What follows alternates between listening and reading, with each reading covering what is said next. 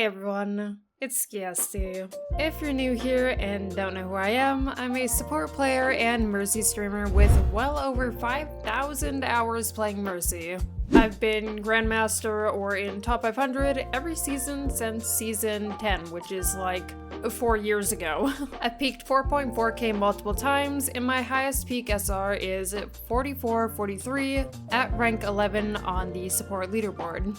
Back in March, one of my Mercy idols opened up a Fiverr for VOD reviews. Naturally, I freaked out and ordered one from him almost immediately. If you watch the earlier days of the Overwatch League, you'll know who he is. If you want to stay alive, stay with him on support. They run out of damage somehow on the point, no problem. Ark's got a blaster. He is the unsung hero of the NYXL, and he makes JJoNak shine. He is the Pippin to JJonak's Jordan. Ark was a main support player that played Mercy for the New York Excelsior during the inaugural season in 2018, and he also played for Washington Justice later on in 2020. He's now retired, but he still has my heart as one of the Mercy players that I really looked up to. You know, I remember watching the Overwatch League back then, and I think it was a voiceover clip. I can't find it these days anymore, but it really stayed in my brain. And Ark was basically just talking about how important it is as Mercy to simply stay alive, and from then on I was like, well, okay, I just basically won't die ever anymore. Now before we get into all the concepts he went over with me, I'll just touch on a few positive points he started with about my gameplay. So, Ark mentioned that empowering the DPS is one of my stronger points, and in general, empowering the DPS is really strong as Mercy. This is where she gets the majority of her value. It's also a reason why Mercy is more team dependent. If the team doesn't make plays, then Mercy won't be very strong. I'm helping the DPS a lot, however, sometimes I'm positioning too much around the team just in case they need my assistance, and trying to help everyone at the same time, but I need to commit and focus more on my DPS in certain situations. When you and your DPS are flanking, you need to commit with them rather than bailing on them. You'll have more value together and more of a chance to make exchanges with the enemy team. I've been told by Ark and also a coach friend of mine that when you damage boost someone, it's basically like having the value of 3 people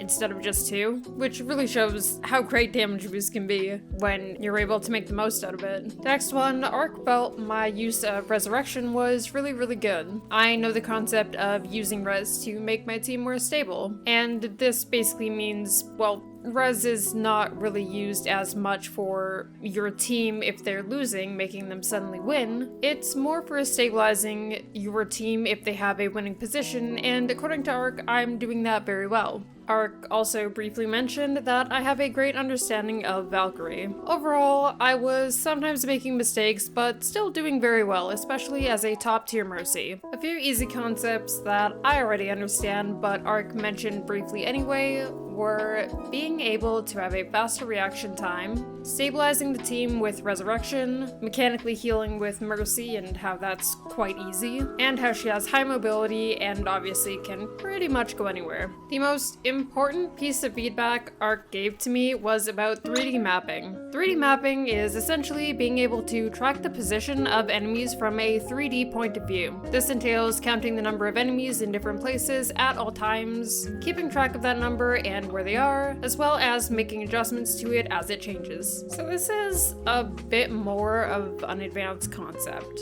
Your personal camera angle affects how difficult fights are for you. When you position for your team, it inherently opens your camera point of view to the fight. For Mercy, you should be rapidly panning her camera around to scout where your team is positioned and where the enemy team is positioned and be prepared. You should be able to predict where fights will occur to influence your own positioning. So think about the enemy comp as well as your comp and where each wants to fight. So for example, do we want to play range? Are we going to be playing close? Are they going to be playing close? Are they going to be playing range? Like what's going on? You also want to be playing for your win condition. So here you should be able to scout for your team and also for yourself.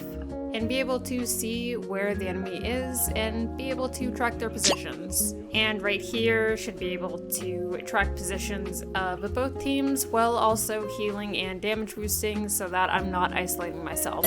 On this second point in the tunnel here, I overstay inside the tunnel after I realize that the enemy team is basically just setting up to pinch me, so to speak, so to catch me in this area. Once I leave the tunnel, I'm putting way too much focus on Echo and hugging the opposite side of Orissa's shield, which then makes me vulnerable to the people we were just fighting in the tunnel. This is a good example of paying attention to 3D mapping as well as tunnel visioning on my focus, which is tunnel visioning is not a good thing. We'll talk about that a little bit later. Pre-positioning is being able to position in a way that preps you appropriately for the next fight. Starting in the window here was really good because I was pre-positioned and therefore prepared for their rush. In this example, I drop and instead of backing up into the hotel, which is very dangerous versus their comp, I should instead be dropping slowly while healing Zarya and then Guardian Angel over to Winston and meet Zarya, Winston, and Tracer on the other side of the hotel because the space that my team is occupying right now is near the enemy attacking side while the enemy has taken our defensive side. So we basically just swap positions on the map. Having a better concept of 3D mapping would allow me to notice that our team has more control of their space, and from that I'd be able to make the appropriate rotation toward my team in a less dangerous way than I do here. So recap,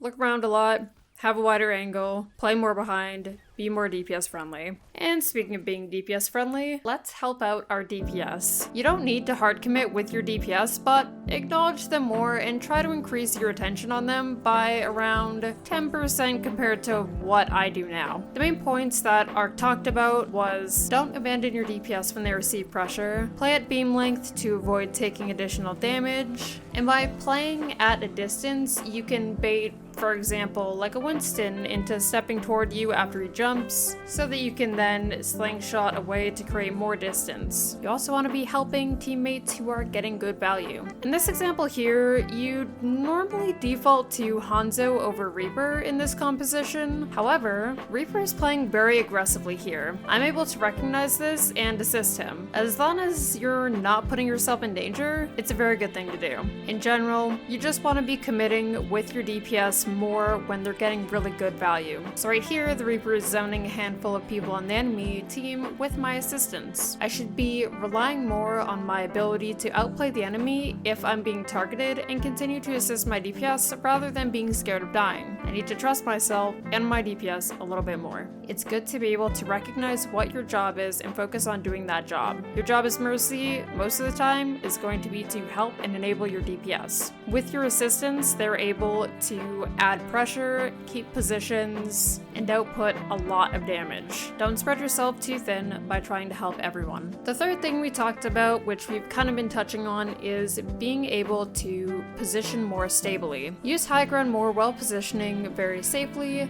except for when you need to bait the enemy team or when you have to reposition. If for some reason you ever find yourself near your front line, figure out why you're there, since that's normally not a place you want to be as Mercy, so that you can improve on it for next game. Generally, you can have two positions as Mercy. The first one is positioning for your team, and the second one is positioning for your pocket. Depending on your position choice, you should still be rotating your camera around to see when your team needs help. Ideally, you want to play and position for your pocket rather than positioning for your team. When I play in a team position, I'm not really rotating my camera around to see who needs help, which is really bad. It's also, not really where I should be directing my main focus anyway, and normally I'd like to think that I don't.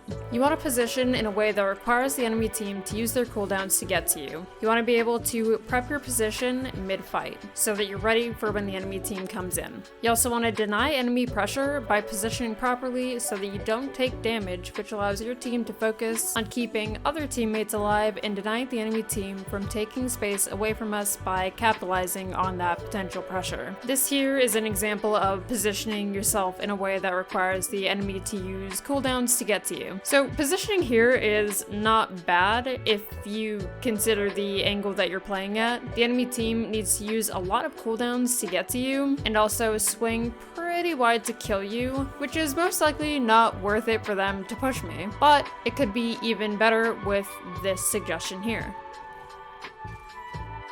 So let's talk habits. Mine is making unnecessary guardian angels. When you make unnecessary guardian angels, even though it has a short cooldown, sometimes you'll need it and won't have it available. Try your best to recognize little habits like this in your own gameplay. For me, like I said, it was using shift as a habit. I use shift, then I walk back, then I use shift, then I walk back, then I use shift, then I walk back, and you keep just doing it over and over and over and over again. Sometimes it's fine if nothing is happening, but when something does happen, I need to have Guardian Angel, and if I've just used it because of my habit of making these short Guardian Angels where I could just walk up instead if I wanted to, I won't end up having it, and that could be critical. So try to notice little habits like this. Maybe you're making this one that I am as well, and for me, just stop using Guardian Angel like that anymore. Just don't do it, Ski. Don't do that. Try to start ult tracking better. I'm sure this is something that not just myself, but probably many of you guys also should be working on more. You can start to ult track better by tracking 1 or 2 really critical ults and then starting to expand from there. A few tips that Arc gave me for this is to make a habit out of ult checking. Every fight, say to your team, okay, what ult did they use? Regardless of if you've been tracking or not, so that if you missed the ult, you can keep track of it thanks to your team for the next fight. As well, when fights are over, relay to your team what ults they just used and what ults they might have coming up or what you haven't seen in a while. Remember to track critical ults first. The more you track ults, the more accurate you'll be with it. The biggest takeaway here is just don't be afraid to make mistakes. It happens. It does. It's okay. So just start and keep doing it and you'll improve gradually. There's an example here where if I was ult tracking, I probably would have been able to avoid dying to this grab, which would be considered a more critical ult. Alright, so this next one is kind of broken down into 2 different sections, but I think they kind of go hand in hand. Let's get into tunnel visioning and panicking. When you tunnel vision in-game, you tend to be focusing on one specific thing and you'll forget about everything else. This might happen, for example, when you're really fixated on helping a teammate and in doing so, you're only paying attention to them and don't pay attention to your surroundings or what's going on anymore. And panic can happen as a result of tunnel visioning or just on its own. This tends to happen when we aren't prepared or aren't paying attention and something happens that we don't expect and we don't react quickly enough. So here's an example of tunnel visioning where I tunnel on helping Zarya and I lose track of this Doomfist behind me, which makes it so that Ana dies and then I almost die as well. And right here I Guardian Angel into Grav because I'm panicked about the Genji. So our last note is being able to give feedback to yourself. This is something Arc mentioned that I already knew and am able to do quite well, I think. It's basically just that whenever you do something, you should make sure you have a reason for doing it. So why are you doing the things you're doing? Why did you press something?